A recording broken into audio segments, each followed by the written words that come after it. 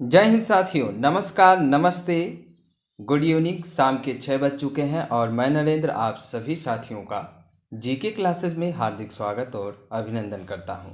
तो सभी साथी जल्दी से क्लास में जुड़ जाएंगे और अपने सभी साथियों में क्लास को शेयर कर देंगे। साथियों, जैसा कि आप लोग जानते हैं कि डेली शाम 6 बजे लूसेंट जीके की क्लास होती है और इस क्लास में हम लोग जीके के महत्वपूर्ण 15 क्वेश्चन को डिस्कस करते हैं। फिलहाल क्वेश्चनों की संख्या जो है वो 15 है।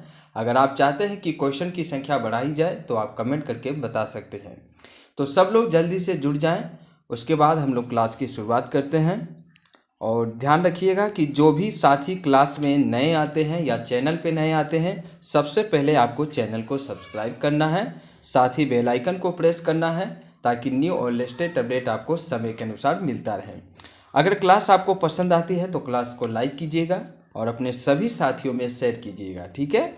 कमेंट बॉक्स में कमेंट करके आप बता सकते हैं आपको क्लास कैसा लगा, और अगर आप चैनल के प्रति कोई सुझाव देना चाहते हैं तब भी आपका स्वागत है, आप कमेंट के माध्यम से बता सकते हैं। और क्लास की पीडीएफ फाइल लेने के लिए आपको हमारे टेलीग्राम चैनल, जिसका लिंक आपको वीडियो के डिस्क्रिप्शन बॉक्स में मिल जाएगा, वहां से जाकर आप टेलीग्राम चैनल को ज्वाइन कर सकते हैं। तो सब लोग उपस्थित हो जाएं, उसके बाद हम लोग क्लास की शुरुआत करते हैं। देखिए, जो भी साथी आए सबसे पहले आपको यही काम करना है। अगर क्लास आपको पसंद आती है तो लाइक कीजिए और अपने सभी साथियों में शेयर कर दीजिए, ठीक है। क्योंकि बहुत ही ज़बरदस्त क्लास है। डेली शाम 6 बजे ये क्लास होती है और बहुत ही ज़बरदस्त क्लास है। इसमें आपको जीके की टेंशन नहीं लेनी होगी, ठीक है। जीके की टेंशन अगर आपको छोड़ना है तो डेली शाम 6 बजे आपको इस क्लास को अटेंड करना है, ठीक है। चलिए क्लास की शुरुआत करते हैं। और क्लास की शुरुआत करते हैं। पहला प्रश्न आपके सामने है और पहला प्रश्न कह रहा है कि भारत के वित्त मंत्रालय के परिसर को भी कहा जाता है। ऑप्शन ए है पूर्वी ब्लॉक, ऑप्शन बी है पश्चिमी ब्लॉक, ऑप्शन सी है उत्तरी ब्लॉक, ऑप्शन डी है दक्षिणी ब्लॉक। तो आपको बताना है भारत के वित्त मंत्रालय के परिसर को किस नाम से जाना जाता है।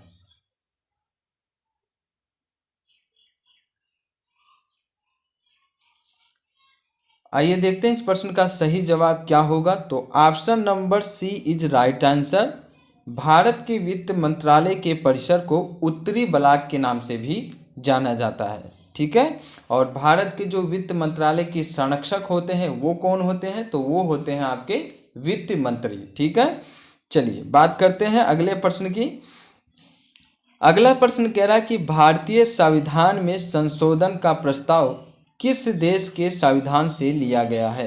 ऑप्शन ए कहता है जर्मनी, ऑप्शन बी है दक्षिणी अफ्रीका, ऑप्शन सी है स्पेन, ऑप्शन डी है इटली।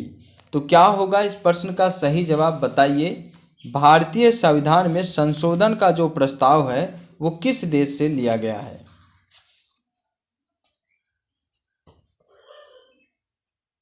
तो आइए देखते हैं इस प्रश्न का सही जवाब क्या होगा।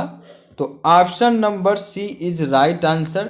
जी हाँ साथियों, दक्षिण अफ्रीका। भारतीय संविधान में संशोधन का जो प्रस्ताव है वो दक्षिणी अफ्रीका से लिया गया है और जापान देश से विधि द्वारा स्थापित प्रक्रिया लिया गया है। अगर रूस के बारे में पूछा जाए तो रूस से मौलिक कर्तव्यों का प्रावधान जो है वो रूस से लिया गया है। तो इस प्रश्न का सही जवाब क्या हो जाएगा, ऑप्शन नंबर बी दक्षिणी अफ्रीका। चलिए बात करते हैं प्रश्न नंबर 3 की। तो प्रश्न नंबर 3 कह रहा है कि हिटलर ने ऑपरेशन सी लायन किस देश के खिलाफ चलाया था। ऑप्शन ए है सोवियत संघ, ऑप्शन बी है पोलैंड, ऑप्शन सी है इंग्लैंड, ऑप्शन डी है फ्रांस। तो बताइए हिटलर ने ऑपरेशन सी लायन किस देश के खिलाफ चलाया था।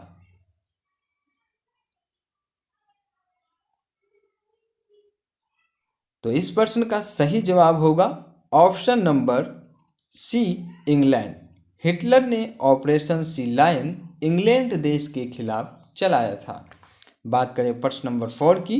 तो प्रश्न नंबर 4 पूछ रहा है कि नीला हेलमेट शब्द निम्नलिखित में से किससे जुड़ा है। ऑप्शन ए है सड़क दुर्घटना के राहत कर्मी, ऑप्शन बी है अग्नि सेवा कार्यकर्ता, ऑप्शन सी है पर्यावरण कार्यकर्ता, ऑप्शन डी है संयुक्त राष्ट्र शांति सेना। तो बताइए नीला हेलमेट शब्द निम्नलिखित में से किससे जुड़ा हुआ है?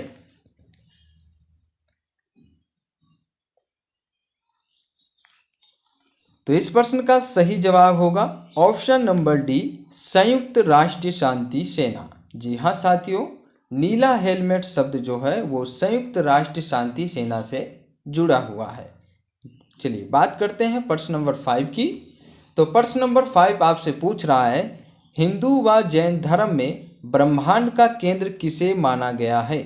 हिंदू व जैन धर्म में ब्रह्मांड का केंद्र किसे माना गया है? ऑप्शन ए है कैलाश पर्वत को, ऑप्शन बी है उज्जैन को, ऑप्शन सी है मेरू पर्वत को, ऑप्शन डी है पुष्कर झील को। तो बताइए क्या होगा इस प्रश्न का सही जवाब?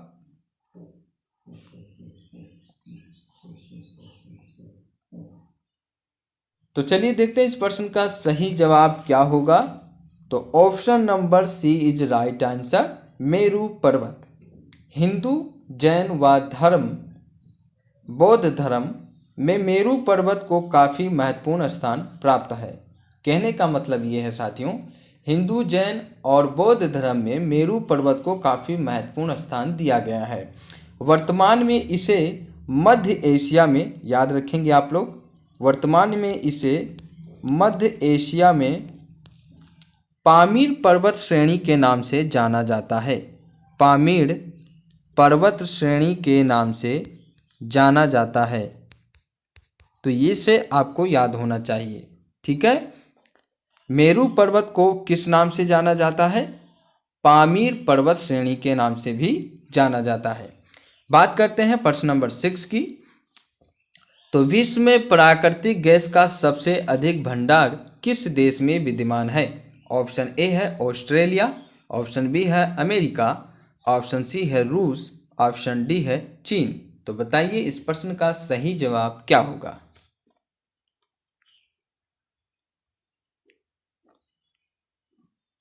आइए देखते हैं इस प्रश्न का सही जवाब क्या होगा। तो option number C is right answer, रूस। विश्व में प्राकृतिक गैस का सबसे अधिक भंडार रूस के पास है, ठीक है। चलिए बात करें प्रश्न नंबर 7 की। तो निम्नलिखित में से कौन सी पर्वत श्रृंखला विश्व की सबसे लंबी पर्वत श्रृंखला है? ऑप्शन ए है रॉकीज जो कि उत्तरी अमेरिका में स्थित है, ऑप्शन बी है एंडीज जो कि दक्षिण अमेरिका में स्थित है, ऑप्शन सी है ट्रांस अंटार्कटिका श्रेणी जो कि अंटार्कटिका में स्थित है, ऑप्शन डी है महाविभाजक पर्वतमाला जो कि ऑस्ट्रेलिया में स्थित है। तो बताइए इनमें से कौन सा पर्वत श्रृंखला विश्व का सबसे लंबी पर्वत श्रृंखला है?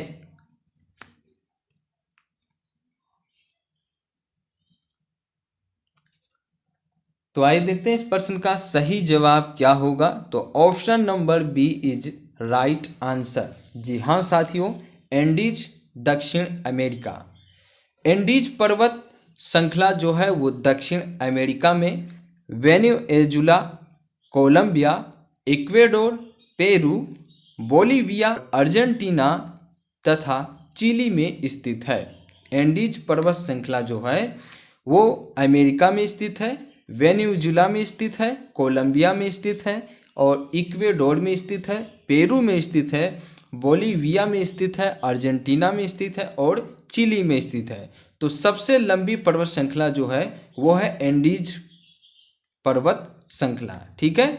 और इसकी अगर आपसे लंबाई पूछी जाए तो इसकी जो लंबाई है वो है 7000 किलोमीटर और अगर आपसे इसकी चौड़ाई पूछी जाए तो इसकी चौड़ाई है 500 किलोमीटर।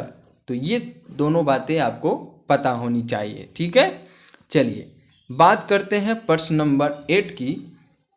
तो बताइए स्वतंत्रता आंदोलन के दौरान केसरी नामक समाचार पत्र किसने शुरू किया था? ऑप्शन ए है सुभाष चंद्र बोस, ऑप्शन बी है बाल गंगाधर तिलक, ऑप्शन सी है मोहम्मद अली जिन्नाह, ऑप्शन डी है लाला लाजपत राय। क्या होगा इस प्रश्न का सही जवाब? बताइए।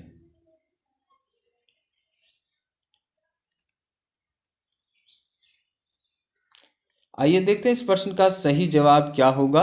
तो option number B is right answer, Bal Gangadhar तिलक। जी हाँ साथियों, केसरी नामक समाचार पत्र की शुरुआत बाल गंगाधर तिलक ने किया था। और ये कब किया था? स्वतंत्रता आंदोलन के दौरान किया था। अगर आपसे पूछा जाए कि केसरी समाचार पत्र की स्थापना कब की गई थी, तो ये किया गया था 1881 ईस्वी में।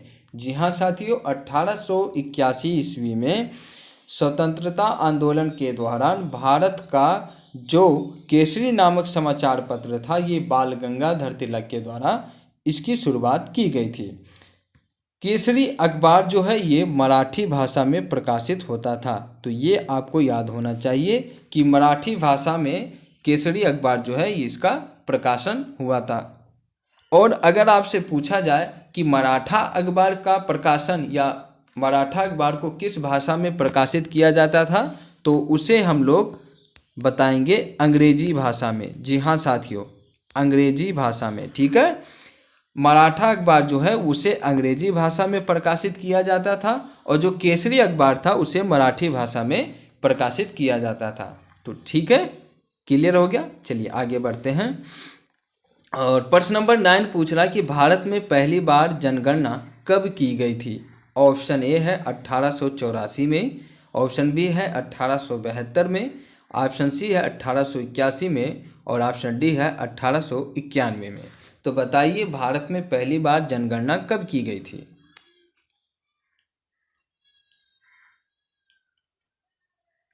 आइए देखते हैं इस प्रश्न का सही जवाब क्या होगा। Option number B is right answer, 1872। Bharat में पहली बार जनगणना जो है वो 1872 में किया गया था। लेकिन अगर आपसे पूछा जाए कि व्यवस्थित प्रकार से भारत में पहली बार जनगणना कब की गई थी, तो याद रखेंगे व्यवस्थित प्रकार से भारत में पहली बार जनगणना जो है वो 1881 में की गई थी। तो ये आपको याद होना चाहिए। ठीक है, पहली बार जनगणना 1872 में होती है और पहली बार व्यवस्थित तरीके से जनगणना 1881 में होती है। चलिए बात करते हैं प्रश्न नंबर 10 की। तो गुलामगिरी नामक पुस्तक किसने लिखी थी। ऑप्शन ए है ईश्वर चंद्र विद्यासागर, ऑप्शन बी है दादू दयाल, ऑप्शन सी है आचार्य विनोबा भावे, ऑप्शन डी है ज्योतिबा फूले। क्या होगा इस प्रश्न का सही जवाब।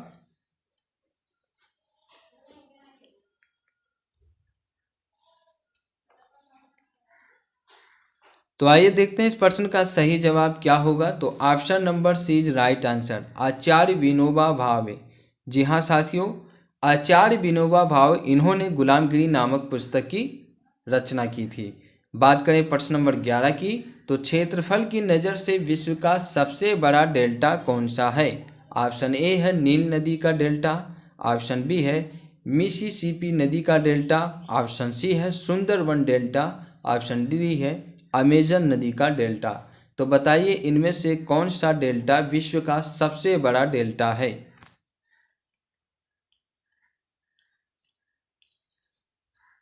आइए देखते हैं इस प्रश्न का सही जवाब क्या होगा।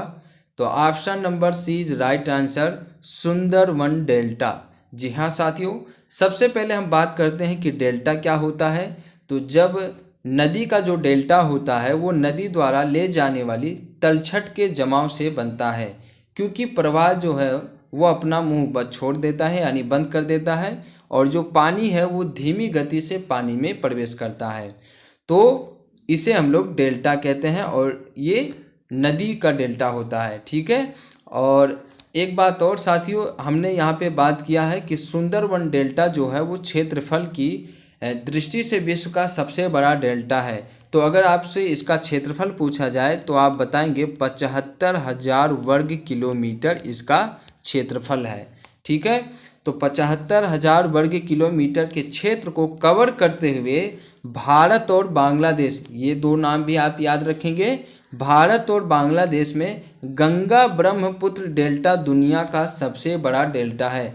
अब आप कह रहे होंगे कि इसका नाम तो सुंदरवन डेल्टा है। तो हाँ साथियों, इसे कई नाम से जाना जाता है। आप लोग ध्यान रखेंगे कि 75,000 वर्ग किलोमीटर को, इतने बड़े एरिया को कवर करते हुए भारत और बांग्लादेश में गंगा ब्रह्मपुत्र या बंगाल डेल्टा या सुंदरवन डेल्टा दुनिया का सबसे बड़ा डेल्टा है। यानी कहने का मतलब है इसे बंगाल डेल्टा के नाम से भी जाना जाता है और इसे गंगा ब्रह्मपुत्र डेल्टा के नाम से भी जाना जाता है और इसे केवल ब्रह्मपुत्र डेल्टा के नाम से भी जाना जाता है और इसका एक और नाम क्या है, सुंदरवन डेल्टा। तो आई होप आपको क्लियर हो गया होगा। ठीक है, चलिए बात करते हैं प्रश्न नंबर 12 की। तो अगला प्रश्न है कि निम्न में से राजस्थान ने भारत का सबसे बड़ा कृषि फार्म है। ऑप्शन ए कहता है जैतसर, ऑप्शन बी है कुंभलगढ़, ऑप्शन सी है सूरतगढ़, ऑप्शन डी है बीदासर। तो बताइए निम्न में से राजस्थान में भारत का सबसे बड़ा कृषि फार्म कौन सा है।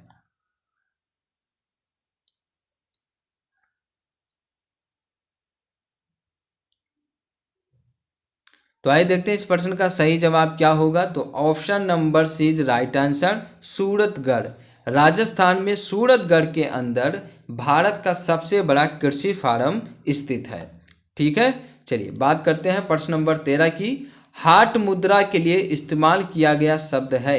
ऑप्शन ए कहता है विदेशी मुद्रा, ऑप्शन बी है घरेलू मुद्रा, ऑप्शन सी है हर मुद्रा या ऑप्शन डी है ये सभी। तो बताइए इस प्रश्न का सही जवाब क्या होगा।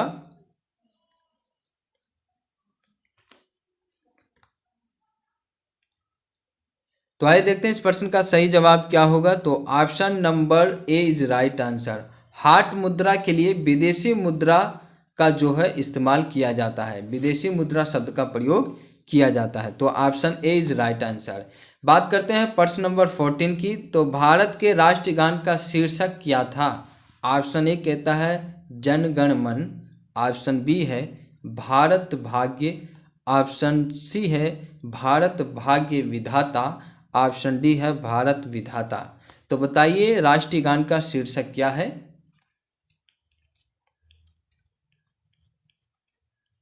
आइए देखते हैं इस प्रश्न का सही जवाब क्या होगा। तो option number D is right answer, Bharat विधाता। जी हाँ साथियों, भारत का राष्ट्रीय गान की जो रचना है वो रविंद्रनाथ टैगोर ने किया था और मूल रूप से बंगाली में किया गया था। तो आप इसे याद रखेंगे। और भारत के जो राष्ट्रगान है इसका जो शीर्षक है वो है भारत विधाता। 24 जनवरी ये भी आप याद रखेंगे, 24 जनवरी 1950 को संविधान सभा द्वारा इसके हिंदी रूप को राष्ट्रगान के रूप में स्वीकृति प्रदान की गई थी। तो अगर आपसे पूछा जाए कि भारत के राष्ट्रगान को राष्ट्रीय गान के रूप में कब स्वीकृति प्रदान की गई थी, तो 24 जनवरी 1950 को। ठीक है, और इसकी रचना की थी रविंद्रनाथ टैगोर ने। ठीक है, किस रूप में की थी, मूल रूप से बंगाली भाषा के रूप में किया गया था। बात करते हैं प्रश्न नंबर 15 की। तो निम्नलिखित में से भारतीय शिक्षा का मैग्ना कार्टा किसे कहा जाता है। निम्नलिखित में से भारतीय शिक्षा का मैग्ना कार्टा किसे कहा जाता है। ऑप्शन ए कहता है उड्स डीपैच को, ऑप्शन बी है शेडलर आयोग को, ऑप्शन सी है भारतीय विश्वविद्यालय अधिनियम 1904 को, ऑप्शन डी है रेल आयोग को।